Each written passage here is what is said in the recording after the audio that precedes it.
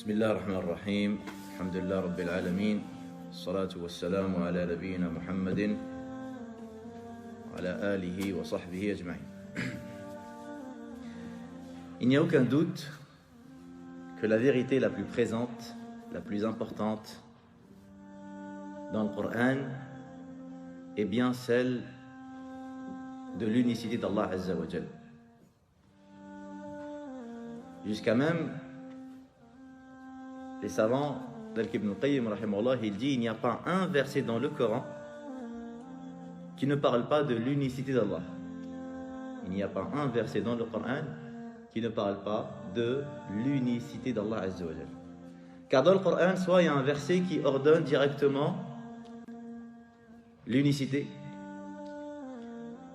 soit c'est un verset qui interdit le contraire de l'unicité, c'est-à-dire le shirk, soit c'est un verset qui donne un ordre, ce qui fait partie des impératifs de l'unicité, ou soit c'est un verset qui interdit un acte, ce qui diminue la valeur de l'unicité, soit c'est un verset qui nous informe de la récompense réservée à ceux qui ont réalisé l'unicité, ou soit c'est un verset qui nous parle du châtiment qui touchera ceux qui ont délaissé l'unicité. En somme, le Coran entièrement parle de l'unicité parce que c'est le message de l'ensemble des prophètes et des messagers. Pourquoi Allah Azza wa Jalla nous a créés? Je vais vous citer deux versets qui vont vous résumer le but pour lequel nous sommes là. Vous imaginez le grand bienfait d'avoir un sens à sa vie. En quelques secondes, tu es informé de la raison de ta présence. Il y a des personnes qui ont consacré leur vie dans des spéculations, dans des connaissances, tout en ne sachant pas pourquoi ils étaient là. Et là, regarde, à travers de ces deux versets-là, tu vas comprendre pourquoi tu es là. Allah subhanahu wa ta'ala, il nous dit Allahu alladhi khalaqa sab'a samawatin wa min al-ardi mithlahun. Allah est celui qui a créé les 7 cieux et autant de terres. Là, c'est un argument, comme il y a 7 cieux, il y a également 7 terres. Yatanazzalu al-amru baynahun. L'ordre ne cesse de descendre entre eux. Allah Azza wa Jal a révélé l'ordre à travers ses prophètes et ses messagers. Sa législation, ses lois. Allahu alladhi khalaqa sab'a samawatin wa min al-ardi mithlahun yatanazzalu al-amru baynahun. Regardez la suite. Li ta'lamu, afin que vous sachiez. Li ta'lamu anna Allah ala kulli shay'in qadir. Afin que vous sachiez qu'Allah il est omnipotent. وأنه قد أحاط بكل شيء علما. Il a créé les cieux et la terre لتعلموا, afin que vous sachiez l'omnipotence d'Allah, le pouvoir absolu d'Allah, afin que vous sachiez la connaissance, le savoir d'Allah Azza wa Jal. Et le deuxième verset qu'on connaît tous dans Surat Al-Dhariyat, Allah dit وَمَا خَلَقْتُ الْجِنَّ وَالْإِنسِ إِلَّا لِيَعْبُدُونَ. Je n'ai créé les djinns et les hommes que pour qu'ils m'adorent. Donc le premier verset que j'ai cité, il stipule que l'homme a été créé pour apprendre, لِتَعْلَمُوا. Et le deuxième verset souligne qu'il a été créé pour adorer. Donc voilà le but et voilà la raison de ta présence sur terre. Tu as été créé pour apprendre et tu as été créé pour adorer. Et les deux sont liés. Parce que la qualité de ton adoration, elle dépend de ta connaissance. Plus ta connaissance elle est parfaite et plus ton adoration elle est sincère, elle est dévouée, elle est authentique. Parce que vous avez des gens qui pratiquent l'islam, mais avec peu de conviction. On est d'accord? La pratique, elle n'est pas la même. Pour certains, le ramadan, c'est un acte culturel. Ils ne sont pas animés véritablement par le fait que Allah il soit satisfait d'eux. Il suffit de voir leur comportement. Il suffit de voir que c'est lorsqu'il est en état de jeûne qu'il commet le plus de péchés. Pour que tu comprennes en fait qu'il n'a rien compris. Qu'il n'est pas du tout dans une démarche où il s'expose à la rahma d'Allah Azza wa Jal. Parce que si c'était le cas, ça se verrait. On est d'accord? Donc, la qualité de ton adoration va dépendre bien évidemment de ta connaissance. Et c'est pourquoi on accorde tant d'importance au cœur. Parce que le cœur, c'est quoi mes frères et mes sœurs? C'est le lieu, c'est l'endroit de la connaissance. Le qalb. Le Nabi alayhi salam, il nous dit Ala wa inna fil jasadi mudghah. Dans le corps, il y a un morceau. Idha saluhat saluha al-jasadu kulluh. Si elle est bonne, tout le corps il est bon. Si elle est corrompue, tout le corps est corrompu. Abu Hurayra radiyallahu anhu, regardez cet exemple merveilleux qu'il donne. Il dit Al-qalbu kal malik wal a'dha'u junuduhu. Le cœur est le roi et les membres sont les soldats. Si le roi il est bon, les soldats seront bons. Si le roi il est corrompu, les soldats seront corrompus. Donc, At-Tawhid, mes frères et mes sœurs, c'est bien évidemment la vérité la plus importante, la plus présente dans le Coran. C'est pourquoi dans le Coran, il y a plus de versets qui parlent d'Allah, de ses noms et de ses attributs, que des versets qui parlent de la nourriture et de la boisson réservée pour les habitants du paradis. Et les versets qui parlent d'Allah Azza wa Jal, on sait qu'ils ont plus de mérite que les versets qui parlent du paradis ou de l'enfer. Le verset le plus important du Coran, c'est Ayat al-Kursi. Quand le prophète alayhi salam, il a questionné un sahabi, il lui a dit Ayyu ayatin fi kitabillahi a'zam. Quel est le verset le plus important du Coran? Et il lui a dit Ayat al-Kursi. Il a dit Ayat al-Kursi. Pourquoi Ayat al-Kursi?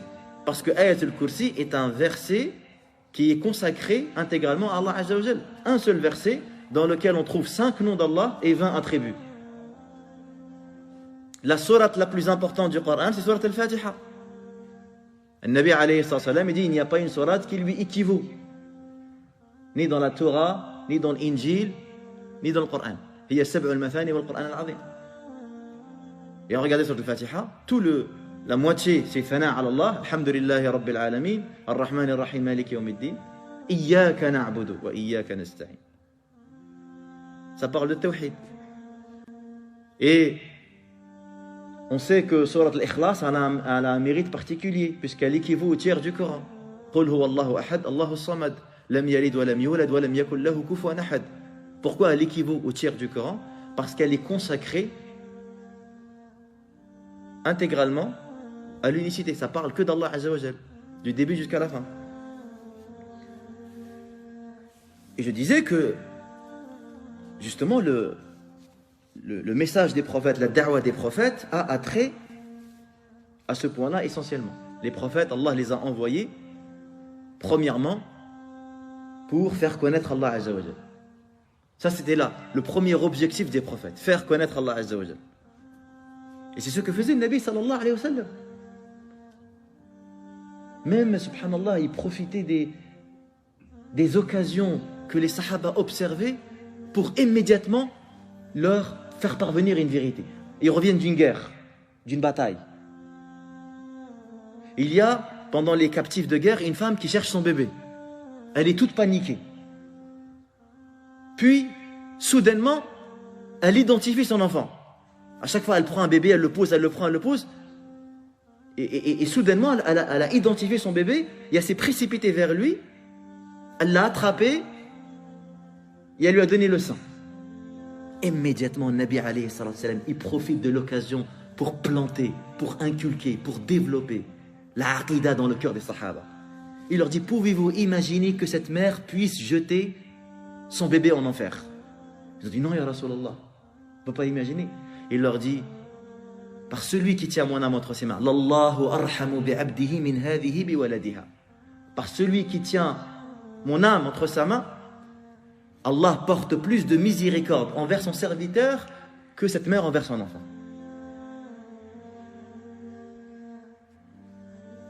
Donc ça, c'était la première mission des prophètes. Faire connaître Allah Azza wa Jal. Deuxièmement, ils sont venus enseigner la voie qui conduit à lui. Qu'est-ce qu'il aime et qu'est-ce qu'il n'aime pas. Et troisièmement, ils nous ont informés de ce qui nous attend. Ce qui attend les obéissants, ce qui attend les récalcitrants.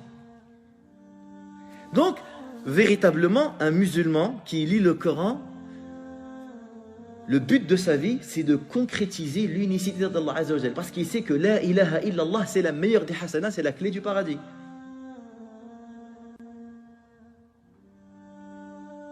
Dans un hadith étonnant que les savants appellent le hadith de la carte, le prophète alayhi salam, il nous dit qu'un homme sera appelé le Yawm al-Qiyamah et il aura 99 registres remplis de péchés. Chaque registre, il fait l'horizon de sa vue. Et Allah Azza wa Jalla lui dit, est-ce que tu nies, tu contestes ce que mes scribes ont écrit? Et le serviteur, il dit, non Seigneur, je reconnais. Allah lui dit, as-tu fait une bonne action? L'homme prend peur, il dit, non Seigneur. Il lui dit, Allah, détrompe-toi. Si, nous t'avons enregistré une bonne action. Et là, une carte sera affichée où il y a écrit La ilaha illallah Muhammad Rasulullah. Et le serviteur dira, mais Seigneur, que cette carte pourra-t-elle faire face à tous ces registres?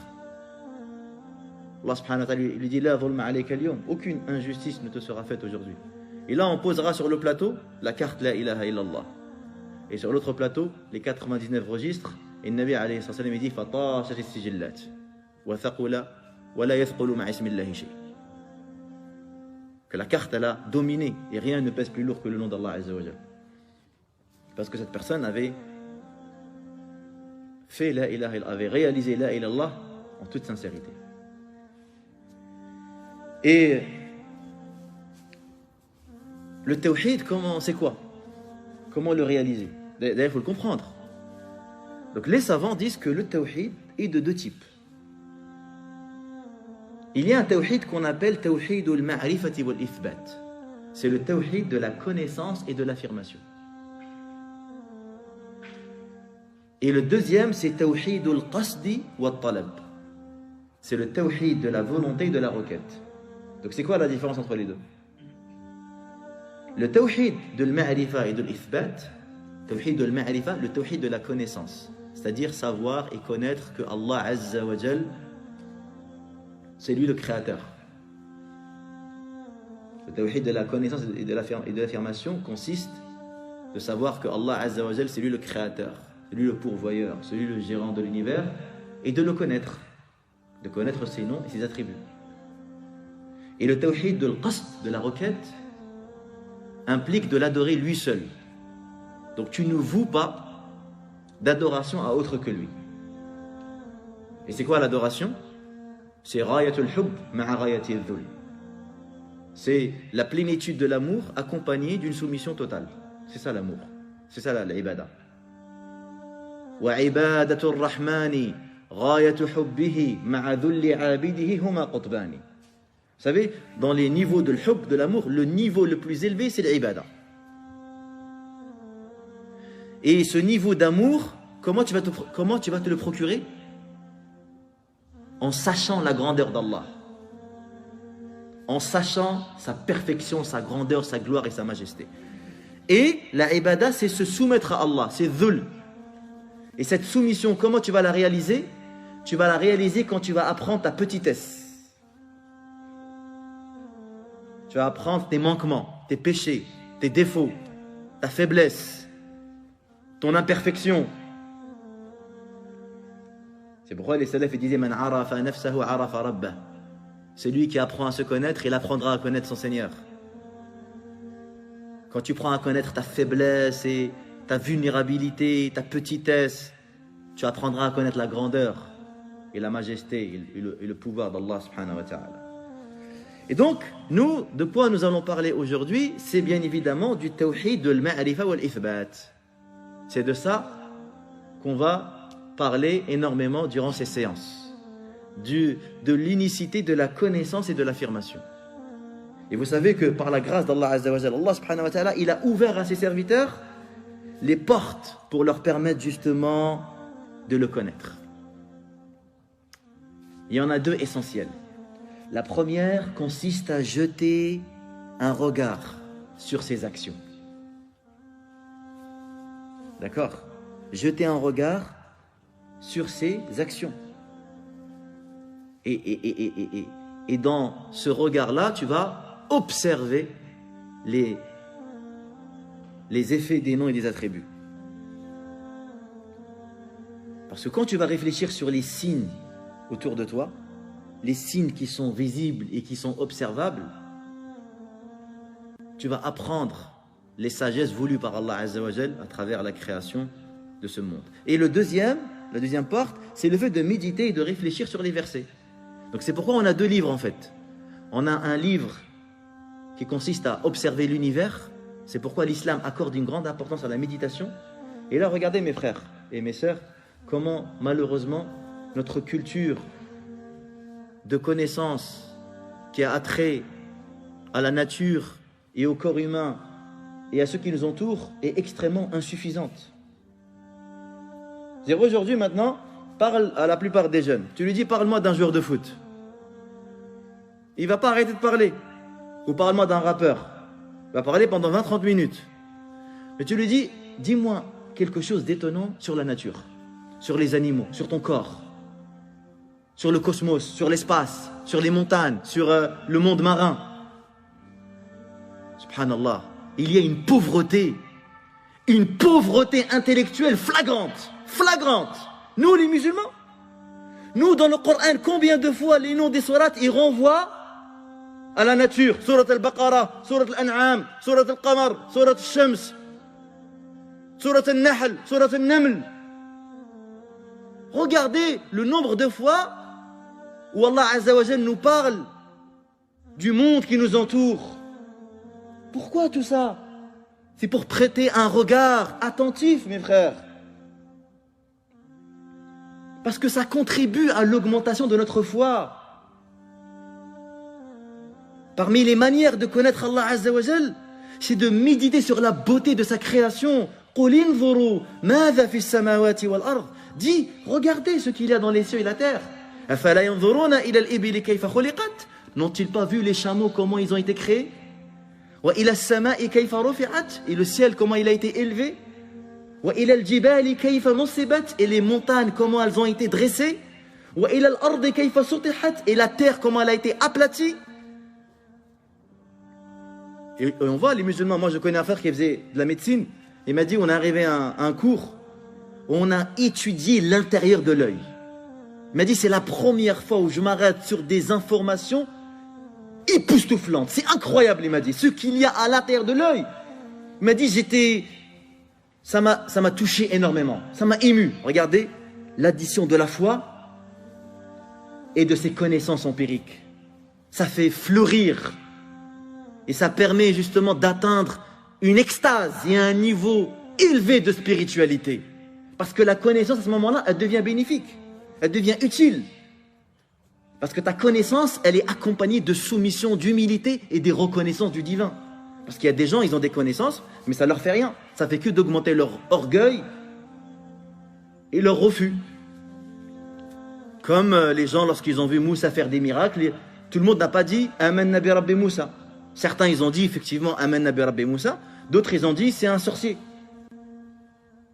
Quand Isa alayhi salam a apporté des choses étonnantes, tout le monde n'a pas dit « Isa, c'est le messager d'Allah ».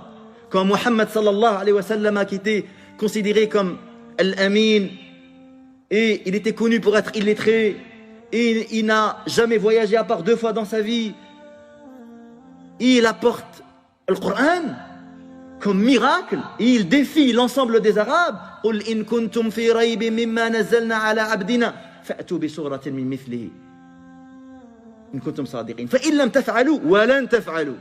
Regardez, l'assurance. Il commence par ذَلِكَ الْكِتَابُ لَا رَيْبَ فِيهِ. Et par là qui? Aux gens, les gens qui maîtrisaient la rhétorique, les gens qui appréciaient la composition des mots. Jusqu'à maintenant, Dans toutes les grandes universités des pays du monde, on étudie la littérature arabe. Parce qu'elle est connue pour sa richesse. La richesse de la langue arabe, elle est connue, elle est célèbre. Et bien, le miracle le plus important de Nabi alayhi salam, c'est le Coran. Et ce n'est pas pour autant que tout le monde a cru. Parce que souvent, et très très souvent, l'égarement, ce n'est pas une question de connaissance. Tu vois? Tout le monde sait que fumer, c'est mauvais, la chicha, c'est mauvais, et pourtant, beaucoup y fument, beaucoup y fument. Tu n'as pas besoin de le convaincre, Khoya, ce que tu es en train de faire, c'est mauvais pour ta santé, mauvais pour ton argent, mauvais pour l'écologie. Non, le problème, il est ailleurs. Le problème, c'est que son cœur, il est malade. Le problème, c'est que sa perception des choses, elle est erronée. C'est qu'il voit dans le mal une utilité. Subhanallah. Il pense que dans cette chose qui est mal, qui lui fait perdre de l'argent, qui provoque des maladies, et il est en train d'enrichir des gens qui n'ont aucun scrupule, qui ne se soucient même pas de la vie des gens. Il les enrichit, il participe à les enrichir encore plus, mais pourtant, il continue, il persiste.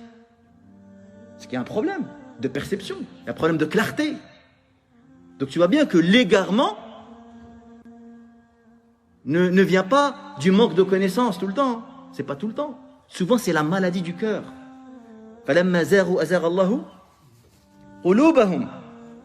Et donc, je dis ici, mes frères, que le moyen le plus efficace,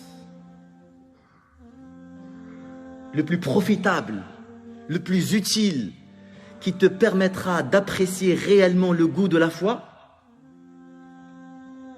c'est d'étudier, d'apprendre les noms d'Allah Azza wa Jal.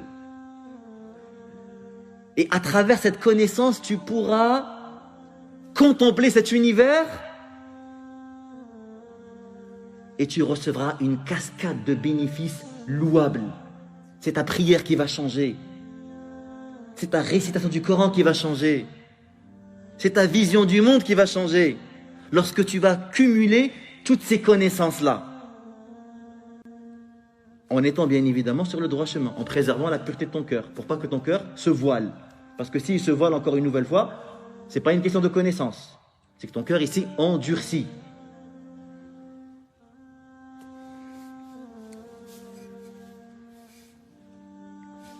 Et c'est pourquoi les savants de l'islam n'ont cessé d'encourager les musulmans à s'intéresser à cette matière. Ibn Qayyim dit que la science des noms et des attributs, comment il l'appelait? Il dit hiya sirrul ubudiyya. C'est le secret de la dévotion. C'est le secret de la dévotion. C'est pourquoi on dit que deux personnes qui prient dans la même rangée, ils ont fait la même prière, mais la récompense entre eux n'a rien à voir. Il y a un écart dans la récompense. Nous, on a tous prié le Dhuhr aujourd'hui. Mais est-ce que tout le monde, sa prière, elle est comptée de la même manière auprès d'Allah? Bien sûr que non. Pourquoi? Parce que tout le monde n'avait pas la même quantité d'amour dans son cœur. Tout le monde n'a pas la même quantité de reconnaissance dans son cœur. Tout le monde n'a pas la quantité d'humilité dans son cœur. Bien évidemment, physiquement, on était les mêmes. Corporellement, esthétiquement, on était tous alignés dans les rangs, suivant l'imam. Mais la vie intérieure, c'est là où tout se joue en réalité. C'est pourquoi le Coran insiste énormément sur cette réalité. Yawma tubla as-sara'ir, le jour où les secrets seront dévoilés. Le Coran, il insiste énormément sur ça. Et le Nabi alayhi salam nous dit Inna Allah la yanzuru ila suwarikum. Allah ne regarde pas vos images, ni vos corps, mais il regarde vos cœurs et vos actions. Combien de fois tu t'es posé cette question? Comment éduquer mon cœur? Comment renforcer mon cœur? Comment mobiliser mes yeux, mes oreilles, mon intellect pour nourrir, travailler, purifier, réformer mon cœur? Je dois mettre tout à disposition pour la vie de mon cœur, pour que mon cœur retrouve un souffle, pour que mon cœur, il vit constamment avec l'amour d'Allah et la crainte et l'espoir. Il chemine avec amour intense, un amour ardent. Il y a des gens, leur amour, il est tellement fort. Vous savez quoi? Ils sont pressés de rencontrer Allah. Nous, on entend la mort, on est paniqué. Comme une fois, ils ont dit à un puits, ils l'ont dit, pourquoi est-ce qu'on n'aime pas la mort et on aime la dunya? Et il leur a dit, لِأَنَّكُمْ عَمَّرْتُمْ دُنْيَاكُمْ وَخَرَّبْتُمْ أُخْرَاكُمْ. Il leur a dit, parce que vous avez rempli et embelli votre dunya, et vous avez détruit et anéanti votre au-delà. Et donc, vous ne voulez pas quitter ce qui est rempli et embelli vers une demeure que vous avez ruinée.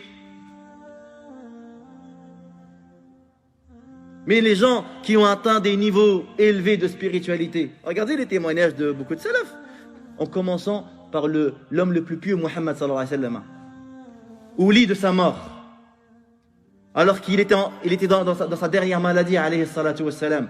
L'ange Gabriel, il vient le voir. Et il lui donne le choix, comme il l'a donné à tous les prophètes et les messagers. Est-ce qu'il veut mourir ou il veut encore vivre? Quelle fut la réponse de Nabi alayhi salam? Tout d'abord, il a dit Ummati. Regardez le souci. Et ma communauté. Ça, c'est un signe distinctif des gens de qualité. Et je vous ai parlé de Ibrahim la dernière fois. Comment il était connu également pour avoir cette compassion. On le voit dans ses du'as. Tout le temps, il invoque pour sa descendance. وَبْعَثْ فِيهِمْ رَسُولًا مِنْ أَنفُسِهِمْ وَاجْنُبْنِي وَبَنِيَّ أَنْ نَعْبُدَ الْأَصْنَامَ رَبِّ اجْعَلْنِي مُقِيمَ الصَّلَاةِ وَمِنْ ذُرِّيَّتِي رَبِّ هَبْ لِي مِنَ الصَّالِحِينَ. Tu vois vraiment ce souci que Ibrahim, il avait pour sa descendance. D'ailleurs, Ibrahim en arabe, ça veut dire Abun Rahim, un père qui est tendre. Le sens du mot Ibrahim. Eh bien, il a dit Ummati, Ummati. Jibril alayhi salam, il revient. Parce qu'il n'avait pas l'information. Et ce hadith-là, il est rapporté dans Muslim. Et il lui a dit, Allah, il te dit, Inna sanurdika fi ummatik. Tu seras satisfait de ta communauté. Et Nawawi, dans son sharh, il dit, ce hadith-là est une éloge importante faite à la communauté de Muhammad sallallahu alayhi wa sallam. C'est qu'il y aura toujours du bien. Il y aura toujours du khir. Et à ce moment-là, qu'est-ce qu'il a dit, Nabi sallam? Lorsque Jibril lui donne le choix. Fir rafiq al-a'la. Fir rafiq al-a'la. D'ailleurs, c'est pourquoi Fatima, quand elle est rentrée, Aïcha l'a entendu Fatima pleurer, et puis elle l'a entendu rire. Elle lui a dit juste après, pourquoi tu as ri, tu as pleuré? Elle lui a dit, c'est un secret, je ne te le dis pas. Et plusieurs mois après la mort du prophète Lama, cet incident a marqué Aïcha. Elle voulait vraiment savoir ce que le prophète a dit à sa fille pour qu'elle pleure et elle rit dans un temps très court. Et Fatima a fini par lui dévoiler ce secret. Elle lui a dit, il m'a informé qu'il allait quitter cette dunya. Alors j'ai pleuré. Puis il m'a informé que j'allais être la première de sa famille à le rejoindre. Et alors j'ai ri. Et elle est morte 6 mois après lui, alayhi salam. Donc, les ulama, ils nous disent que la contemplation, la connaissance des noms et des attributs constitue le secret de la dévotion de la ibada. Parce que vous savez que le niveau le plus élevé de ibada, c'est quoi? An ta'bud Allah ka'annaka tarah. Fa in lam takun tarah fa innahu yarak. Le niveau le plus élevé de ibada, de din, consiste à adorer Allah comme si tu le voyais. Les ulama, ils te parlent d'une manzila qu'on appelle manzilatul mushahada, le degré de la contemplation. Quelqu'un arrive à un niveau où il est complètement absorbé par le souvenir d'Allah Azza wa Jal. Et on a des récits concrets, des histoires de pieux où tu es stupéfait de voir comment ils étaient tellement connectés avec le Seigneur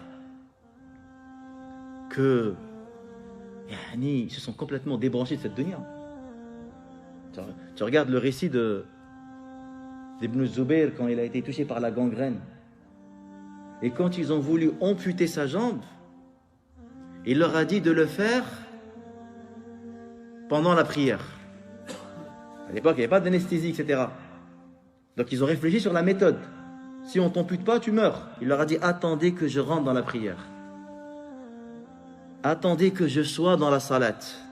Et faites-le. Et c'est ce qui s'est passé. Al-Hassan, on raconte que sa maison, elle a pris feu.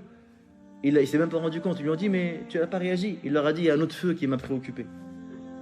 Il y a des personnes qui pourront avoir du mal à saisir ces choses-là, mais aujourd'hui, à notre époque, vous voyez des gens, tellement ils sont attirés par les jeux vidéo, que quand il est tellement devant l'écran, ou devant quelque chose qu'il admire énormément, que tu peux lui prendre son téléphone portable, il peut y avoir du mouvement autour de lui. Je ne sais pas si vous connaissez l'histoire de Majnoun Layla, par exemple. Majnoun Layla, on raconte une histoire. Lui, c'était un homme, il était fou de sa cousine. D'ailleurs, il est beaucoup cité dans la littérature arabe, parce qu'il a fait des poèmes qui étaient beaux. Il est tombé amoureux de sa cousine, mais le père de Layla a refusé catégoriquement de le marier de le marier sa fille. Il ne voulait pas lui marier. Et il est devenu fou.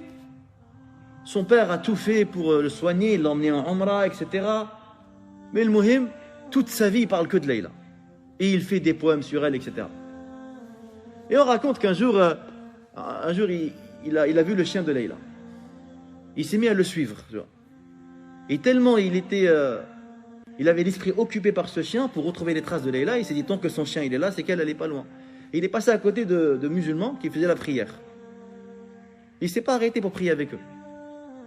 Et après la salat, ils l'ont retrouvé. Ils l'ont dit, qu'est-ce qui t'arrive? Il leur a dit quoi? Ils leur ont dit, t'es passé à côté de nous. On faisait la prière et tu ne t'es pas arrêté pour prier avec nous. Il leur a dit, Wallah, que je ne vous ai pas vu. Et il leur a dit, et sachez une chose, si vous aimez Allah comme moi j'aime Layla, vous n'aurez pas remarqué mon passage. Puisque moi, il leur a dit, je ne vous ai même pas vu. J'ai même pas fait attention à votre présence. Tellement il avait l'esprit complètement occupé par son amoureuse.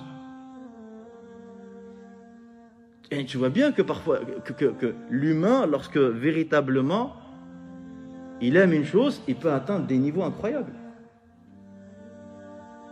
Tu vois? Donc, c'est pourquoi, quand vous consultez As-Siyar, les biographies, et ça c'était une science qui était très aimée par les ulama. Abu Hanifa disait même que étudier la biographie des pieux m'est préférable que certains chapitres de fiqh. Vous savez, c'est intéressant de voir quelqu'un, un exemple concret. C'est super intéressant. Rafi'i disait que voir un exemple devant toi aura plus d'impact que de lire 1000 livres. Imagine, tu lis 100 livres sur la générosité. C'est pas comme lorsque tu vois quelqu'un réellement généreux devant toi, il donne sans compter. Tu seras plus impacté en observant une personne ayant réuni ces qualités-là plutôt que de lire un livre, parce que pour toi, ça reste de la théorie. Et c'est pourquoi les ulama ont accordé beaucoup d'importance à cette matière-là. Zahabi a consacré des années de sa vie pour écrire Siyar A'lam al-Nubala, Tarikh al-Islam, dans lequel il relate le vécu des pieux. Et wallah, c'est impressionnant. Tu regardes comment Allah Azza wa Jal, et quand tu étudies ces choses-là, wallah, tu deviens humble, tu deviens modeste. Tu sais que quoi que tu puisses faire, tu sauras qu'il y a des croyants qui sont plus proches d'Allah que toi. Parce que nous, malheureusement, quand on est coupé de ces informations-là, et qu'on se réfère seulement aux gens de notre quartier et aux gens de notre époque, on a l'impression qu'on est des gens rares. Parce que le borgne est les rois au pays des aveugles. Il dit, attends, moi, si je te raconte tous les exemples des mecs que je connais, ce qu'ils font, et alhamdoulilah. Et même quand ses parents lui font une remarque, il lui dit, remercie Allah que tu as un enfant comme moi. Parce que là, tu ne sais pas ce qu'ils font au quartier. Hein. Tu ne sais pas qu'est-ce que j'aurais pu faire. Hein. Donc, sois satisfaite de mon état actuel. Comment tu veux progresser quand tu te réfères à des gens qui sont dans l'inaction la plus totale? Et tu ne regardes pas plutôt ceux qui t'ont dépassé, ceux, subhanallah, malgré que leur passage sur terre il était court, ils ont fait ce que nous, peut-être, si Rabbi nous donne 3 vies ou 4 vies, on serait incapable de faire comme eux. Nawawi, il est mort à 40 ans. Qui peut faire ce que Nawawi a fait? 12 cours par jour, des livres dans le fiqh, des livres dans Adab al-Qur'an, des livres dans le hadith. Sans parler de l'effort de ibada qu'il faisait dans son quotidien. Abu Yahya, Sharaf al-Din al-Nawawi, rahmatullah alayh. Il est mort à 40 ans. Aujourd'hui, Comment on va le voir? Demandons aux musulmans juste de citer 10 noms d'Allah Azza wa Jal avec leur signification.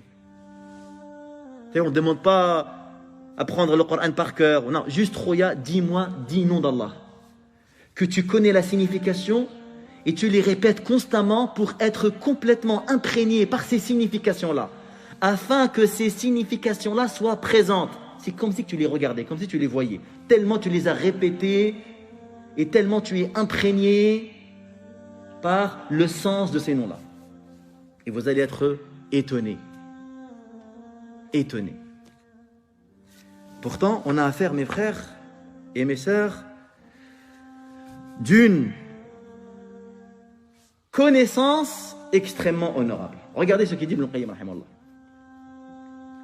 Il n'est pas de plus immense besoin pour les âmes que de connaître leur Créateur, de l'aimer, de l'évoquer, de s'en réjouir et de se rapprocher de lui. Tout cela n'est possible qu'à travers la connaissance de ses attributs et de ses beaux noms. Ainsi, plus le serviteur est savant de ses noms et attributs, et plus il connaît Allah Azza wa Jal, l'invoque et se rapproche de lui. Au contraire, plus il ignore les beaux noms de ses attributs, au contraire, plus il ignore les beaux noms et ses attributs, et plus il méconnaît Allah, le déteste et s'éloigne de lui. Et Allah estime son serviteur selon l'estime que celui-ci lui accorde. Et Allah estime son serviteur selon l'estime que celui-ci lui accorde. Il y a un savant qui a fait une remarque vraiment pertinente à propos du verset dans Surat Muhammad, où Allah dit « Fa'alam annahu la ilaha illallah » Sache qu'il n'y a d'autre divinité à part Allah. D'ailleurs, ce verset-là, Al-Bukhari l'a cité dans le Sahih. Vous savez qu'est-ce qu'il lui a donné comme titre Al-Bukhari? Parce que Tabwibat Al-Bukhari est une science extrêmement subtile à laquelle les ulama ont accordé un grand intérêt. Car il y a toujours un lien entre l'intitulé du chapitre et ce qu'il va citer comme verset ou comme hadith. Parfois même, tu as du mal à voir la concordance entre le titre du chapitre et le verset. Tellement le Bukhari, c'était un fin connaisseur, rahmatullah alayh. Quand il cite, il dit « Babun al-ilmu qabla al-qawli wal-amal » Chapitre, la science passe avant la parole et l'action. La science, elle passe avant la parole et l'action. Et c'est quoi la preuve? Il dit, Allah il dit, fa'alam annahu la ilaha illallah wastaghfir li dhanbik. Sache qu'il n'y a pas de divinité en dehors d'Allah et implore le pardon pour tes péchés. Regardez ce qu'il dit. Ce savant qui s'appelle Qiwam al-Sunnah al-Asbahani. Il dit, fayanbaghi lil muslimin. Il convient aux musulmans. An ya'rifu asma Allah. Il convient aux musulmans de connaître le nom d'Allah wa tafsiraha. Et leur signification. Et ils vont magnifier Allah comme il mérite d'être magnifié. Regardez l'exemple qu'il donne. Il dit لو أراد رجل أن يتزوج إلى رجل آخر أو يعامله طلب أن يعرف اسمه وكنيته واسم أبيه وجده وسأل عن صغير أمره وكبيره. Si un homme veut se marier avec une femme ou veut faire un commerce avec quelqu'un, il nous dit il va se renseigner, il va demander son nom, le nom de son père, son patronyme, et il va se renseigner sur toutes ces situations, minimes ou importantes. C'est une réalité. Quand toi tu veux faire du commerce avec quelqu'un, tu te renseignes sur lui, tu veux avoir le maximum d'informations avant de t'engager avec lui. Pour un commerce ou avec elle pour un mariage, tu veux savoir c'est qui sa famille, son quoi, etc.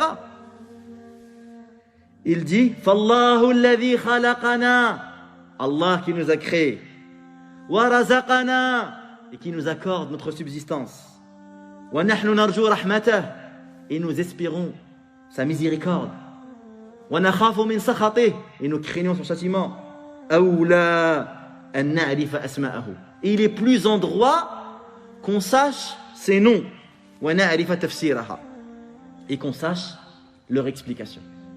Allah awla. Et c'est pourquoi le Nabi alayhi salam, il nous annonce une récompense énorme pour celui qui connaît les noms d'Allah. Inna lillahi tis'an wa tis'ina isman. Inna lillahi tis'atan wa tis'ina isman. Allah Azza wa Jal possède 99 noms. Ça ne veut pas dire qu'il a que 99 noms, parce que certains ils comprennent mal ce hadith. Allah il a plus que ça. Mais il y a 99 noms. Man ahsaha dakhala al-jannah. Celui qui les retient, il va au paradis. Il n'a pas dit man hafidhaha. Al-hifd, c'est la mémorisation. Il a dit man ahsaha. Parce que l'ihsa, en fait, il implique trois choses. La première, savoir les énumérer. Allah, Al-Ilah, Al-Rabb, Al-Wahid, Al-Ahad, Al-Samad, Al-Sayyid, Al-Awwal, Al-Akhir, Al-Zahir, Al-Batin, Al-Rahman, Al-Rahim, Al-Samad, Al-Sayyid. Deuxièmement, les comprendre. Et troisièmement, invoquer Allah Azza wa Jalla avec cela. Walillahi al-asma'ul husna fad'uhu biha. À Allah appartient les plus beaux noms, invoquez-le avec. Vous savez, quand on fait des du'a qui fait partie parmi les adorations les plus nobles, pendant le mois de Ramadan, particulièrement, vous savez que le sa'im, sa du'a li mustajaba. Da'watu sa'im la turad. Thalath da'awat la turad da'watu sa'im 'inda fitrih. Et surtout avant le ftour. Et du'a en général toute l'année, c'est une ibada très importante, c'est même une obligation. Man lam yad'u Allah ghadiba alayh. Celui qui n'invoque pas Allah, Allah il se met en colère contre lui. Et bien vous savez qu'il y a 3 degrés de faire des du'a. Le premier degré, c'est le meilleur. Les meilleurs gens qui invoquent Allah, ce sont ceux qui invoquent Allah par ses noms et attributs. Et ils vont choisir le nom selon leur demande. S'il demande la guérison, il va choisir tel nom. S'il demande un travail, il va choisir tel nom. S'il demande le pardon de ses péchés, il va demander tel nom, etc. etc. Ilm, c'est une science précieuse. C'est pourquoi il y a des livres de tafsir qui ont été écrits juste pour expliquer le lien des noms. Vous savez, les versets souvent ils terminent par des noms. Wa huwa al-Ghafur ar-Rahim, wa huwa al-Aziz al-Hakim. Et bien, il y a des ulama qui ont écrit des ouvrages pour expliquer le lien entre le sujet du verset et la mention des noms à la fin du verset. Pourquoi ce verset termine par Wa huwa al-Aziz al-Hakim? Pourquoi il n'a pas dit Wa huwa al-Aziz al-Rahim? Wa huwa al-Aziz al-Ghafur? Pourquoi il a dit Wa al-Aziz al-Hakim? Ilm, hada ilm. Des ulama, ils ont donné leur temps et leur énergie pour connaître cela. Donc, muhim. La meilleure manière de faire des du'a, c'est d'invoquer Allah avec ses noms et attributs. Deuxièmement, c'est quoi la deuxième manière après cela? Qui c'est? Hein? C'est de faire des du'a en décrivant ta situation. C'est-à-dire tu ne demandes pas directement. Tu décris ta situation. Comme faisaient les prophètes. Ayyub alayhi salam, il a pas invoqué, il n'a pas dit Seigneur guéris-moi, il a dit Rabbi inni massani ad-dur wa anta arhamur rahimin. Seigneur, le mal m'a touché et tu es le plus grand miséricordieux. Moussa alayhi salam, comment il a invoqué son Seigneur? Rabbi inni lima anzalta ilayya min khayrin faqir. Seigneur, je suis pauvre de tout bien que tu peux me donner. Donc ça c'est une manière de demander. Parfois quelqu'un il vient pour te demander de l'aide, il te dit pas donne-moi 10 euros frère. Il te dit frère franchement ça fait 3 jours que j'ai pas mangé, je souffre énormément, je sais pas quoi faire, je me dis est-ce que je vais tenir encore demain ou est-ce que je vais craquer, je vais mourir. Ça veut dire quoi ça? D'une manière pudique, ça veut dire donne-moi, aide-moi. Donc ça c'est la deuxième manière de faire des du'a mes frères.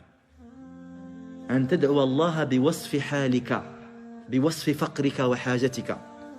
Et la troisième manière, c'est celle que la plupart connaissent, c'est de demander directement. Seigneur, accorde-moi la santé. Seigneur, accorde-moi le pardon. Seigneur, accorde-moi le paradis. Seigneur, accorde-moi la réussite dans mes études. D'accord? Et donc, la première manière, elle est meilleure auprès d'Allah que la deuxième. Et la deuxième est meilleure que la troisième. Et le mieux, c'est de rassembler les trois en même temps. Comme faisait le prophète sallallahu alayhi wa sallam. C'est pourquoi la meilleure manière, c'est de suivre les du'a du prophète sallallahu alayhi wa sallam. Regardez, je vais vous donner 2 exemples. des du'as qui sont connus. Abu Bakr as-Siddiq, il a demandé au prophète de lui apprendre une du'a à dire dans la prière. Il lui a dit, tu dis, Allahumma inni zalamtu nafsi zulman kathira. Oh Allah, j'ai été très injuste envers moi-même. Ça, c'est quelle catégorie? La deuxième. Il décrit, oh Allah, j'ai été très injuste envers moi-même. Wala yaghfiru dhunuba illa ant. Il ne pardonne les péchés que toi. Faghfirli. Faghfirli, c'est quelle catégorie? C'est la troisième. C'est une demande directe. Innaka antal ghafurur rahim. Tu es certes le pardonneur miséricordieux. C'est la première. Donc tu as les trois en même temps. La meilleure manière de demander pardon à Allah, c'est quoi?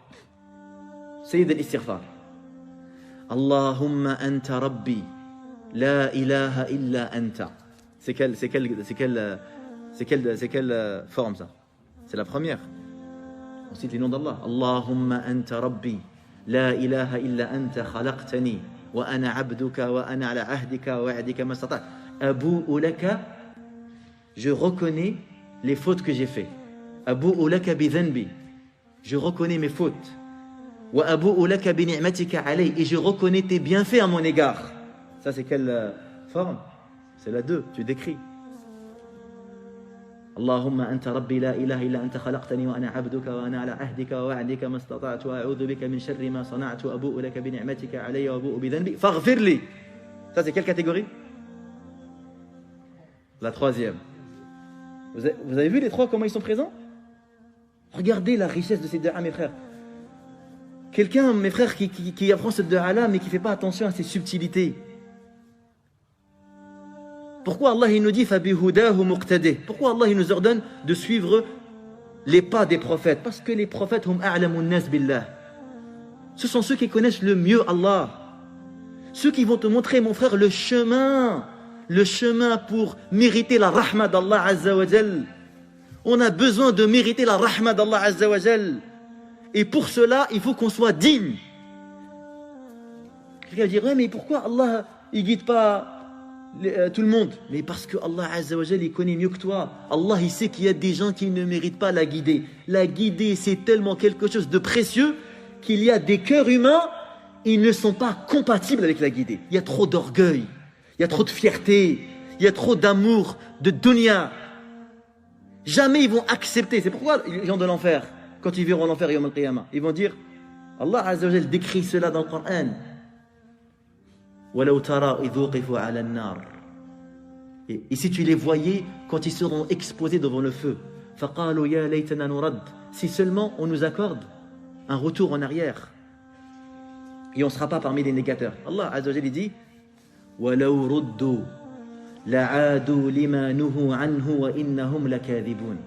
si nous leur accordons un retour, ils recommenceraient leur négation. Ils répéteraient la négation. Ils nieraient Allah. Et ce sont certainement des menteurs. Parce qu'Allah Azza wa Jalla, il connaît parfaitement leur cœur. Allahu a'lamu haythu yaj'alu risalatah. Et donc, connaître les noms d'Allah Azza wa Jalla, mes frères et mes sœurs, est extrêmement important. Et connaître les noms d'Allah, ça ne veut pas dire seulement de les énumérer, comme je l'ai dit. Mais connaître les noms d'Allah Azza wa Jalla, c'est surtout les conserver dans notre cœur. Et surtout de voir la réaction du cœur. C'est vraiment ça, la connaissance d'Allah Azza wa Jalla, ou la connaissance des noms d'Allah. C'est de voir quelle sera la réaction de ton cœur suite à cette connaissance. Parce que le cœur, quand il sera imprégné par cette connaissance-là, eh bien, il y a des effets. Et les ulama, ils ont dit chaque nom d'Allah Azza wa Jalla, il a un effet particulier. Et il n'y a pas de synonyme. Chaque nom, il a un sens particulier. Et chaque nom, subhanallah, chaque nom, il procure un effet particulier. C'est ajib. C'est pourquoi nous allons, Inch'Allah Ta'ala, durant ces séances-là. Donc là, le programme, comme vous le savez, il est affiché. Toute la semaine, là, on va parler que sur le premier pilier. La semaine prochaine, Inch'Allah, on va commencer le deuxième pilier. Mais à chaque fois, quand on va commencer, on va prendre 5 minutes. D'accord, 5 minutes. Et je vais vous donner un défi. Bien évidemment, ceux qui acceptent de le relever, c'est pas interdit tout le monde. c'est que chaque jour, vous venez avec 5 noms d'Allah Azza wa Jal. Je vous ai ramené la liste des noms d'Allah. Donc, je n'ai pas ramené beaucoup de photocopies, mais je vais l'afficher sur la page Facebook de la mosquée. Et en fait, ces noms d'Allah Azza wa Jal ont été classés par des savants selon le sens rapproché. Ça veut dire que c'est pour faciliter la mémorisation. Des savants, ils ont fait un effort de classification de ces noms avec leur sens rapproché. Parce que les ulama, quand ils ont étudié les noms d'Allah Azza wa Jal, ils ont remarqué que par rapport à leur sens, on pouvait les classer en 4 catégories. En 4 catégories. Et il y a des noms, ce qu'on appelle des noms qui indiquent sifat dhatiya, des noms qui expriment ou qui montrent l'attribut d'Allah Azza wa Jal, les attributs essentiels, comme par exemple le nom Al-Hayy, le vivant, Al-Alim, Al-Sami', Al-Basir, Al-Qawi. Ça, c'est des noms, on les appelle des attributs essentiels. Pourquoi? Parce que le Seigneur, subhanahu wa ta'ala, il se part depuis toujours de ces attributs-là. Il ne saurait être séparé de l'essence divine. Allah Azza wa Jal a toujours eu ces attributs. Parce qu'ils sont relatifs à son essence. C'est pour ça qu'on les appelle des attributs essentiels. Il y a des noms, des noms qui indiquent ce qu'on appelle, qui indiquent une sifa fi'liya, qui indique un attribut actif, comme Al-Razzaq, le pourvoyeur, comme Al-Tawwab, le repentant, comme Al-Rahim, celui qui fait miséricorde. Et troisièmement, il y a des noms qui indiquent Al-Tanzih wa Al-Taqdis, des noms qui sanctifient Allah Azza wa Jal, qui purifient, qui exemptent Allah de tout défaut, de toute imperfection, le dépouille de tout manquement et de tout défaut, comme As-Salam, Al-Quddus, As-Subbuh. Et quatrièmement, il y a des noms qui expriment un ensemble d'attributs. Ils n'expriment pas un seul attribut, mais un ensemble de sens, comme As-Samad par exemple. As-Samad, ça ne veut pas dire une seule chose. As-Samad, ça veut dire plusieurs choses, comme on va le voir. Aussi, comme Al-Majid, comme Al-Hamid. Dallatun, asma'un dallatun ala jumlatin min al-awsaf. Donc vous voyez, cette classification a été faite par les savants par déduction lorsqu'ils ont vu le nom d'Allah Azza wa Jal. Ils ont vu que soit c'est des asma qui indiquent justement des attributs essentiels, soit c'est des asma qui indiquent des attributs actifs, soit c'est des asma qui indiquent des attributs qui sanctifient Allah Azza wa Jal et qui exemptent Allah Azza wa Jal de tout défaut, soit c'est des asma qui expriment un ensemble d'attributs. Et donc, à chaque fois, Inch'Allah Ta'ala, avant de commencer la suite des cours, demain, Inch'Allah, ça sera sur les preuves de l'existence d'Allah. Avant de commencer, on demandera à chacun, ou pas à chacun, à ceux justement qui voudront participer. Donc, je vais vous lire ces noms-là que, Inch'Allah, je vous encourage à connaître durant ce mois béni. Et bien évidemment, à chacun, on donnera le sens de ce mot, le sens de ce nom, d'une manière concise. Allah al-Ilah al-Rabb al-Wahid al-Ahad al-Witr al-Samad al-Sayyid al-Awwal al-Akhir al-Zahir al-Batin الرحمن الرحيم الرؤوف الودود البر اللطيف الرفيق الشافي العلي الأعلى المتعالي المتكبر المقدم المؤخر الرزاق الباسط القابض المعطي المنان الوهاب المقيت الحافظ الحفيظ الغفور الغفار التواب الستير الحيي العفو الحليم الكريم الأكرم الغني الواسع الخالق الخلاق البارئ المصور السميع البصير المحيط الشاكر الشكور الحميد المجيد السبوح القدوس السلام المليك الملك المؤمن المهيمن الحكم الحكيم القاهر القهار الجبار القوي المتين العزيز الأعز القادر القدير المقتدر الحي القيوم الكبير العظيم الوكيل الولي المولى النصير الحق المبين الهادي الشهيد الرقيب الحسيب الديان الفتاح العليم الخبير الجميل الطيب القريب المجيب. Qui veut participer? Qui veut connaître? Chaque jour il vient, il apprend 5 noms d'Allah Azza wa Jal. Mohammed, mashallah. 2, 3, 4, 5, 6. Parmi les enfants, pourquoi il y a plein d'enfants, il n'y en a aucun qui a levé la main? Mohammed, toi, vas-y, ok, 7, 8, 9, 10, 11, 13, 14. Je m'arrête à 20. 14, 15. T'as levé la main, comment tu t'appelles? Mohamed, je vais me rappeler de toi. 15, 16, 17, 18, 19 et 20. Donc, les 20 qui ont levé leurs mains, vous venez, Inch'Allah, vous prenez donc la liste des noms pour demain. Vous allez apprendre que 3 noms. Allah, Al-Ilah et Ar-Rabb. C'est tout.